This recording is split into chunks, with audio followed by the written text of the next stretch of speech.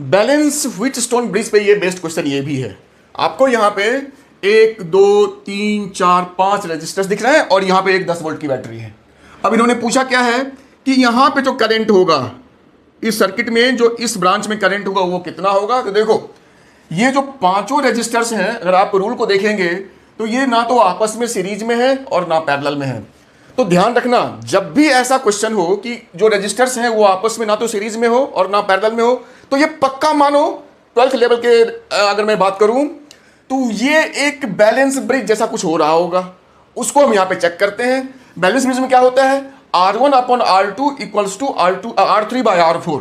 तो देखो गौर से, ये मेरा R1 है, ये मेरा R2 है, ये मेरा R3 है, ये मेरा R4 है। ये ब्रिज ही है, इसको आप गौर से देखेंगे तो 20/10 R1 बाय R2 क्या इसके बराबर है? कहा हाँ है। 40/20 एक ही बात हो गई। ये इसको काटेंगे तो ये 2 बचेगा, इसको काटेंगे तो यहां भी 2 बचेगा। तो ये दोनों जो ये आपका फिगर है ये आपका बैलेंस ब्रिज का कंडीशन शो कर रहा है। तो उस कंडीशन में क्या होता है, उस कंडीशन में जो बीच वाले आर्म में जो करंट होता है जिसको हम गैल्वेनोमीटर आर्म कहते हैं, उसमें करंट नहीं होगा इस वाले में। तो जब करंट है ही नहीं तो इस ब्रांच को लेने का कोई मतलब नहीं, इस ब्रांच को यहां से हटा दो, खत्म कहानी उस ब्रांच की। जब करंट नहीं है तो ब्रांच ही नहीं है।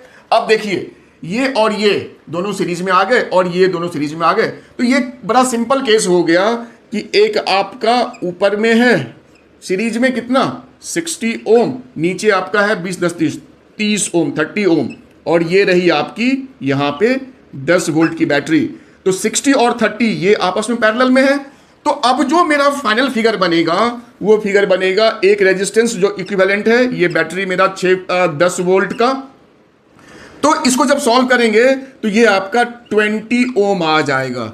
तो करंट क्या होता है V अपॉन R, तो V है मेरा 10 अपॉन 20, तो 0.5 एम्पियर यही आपका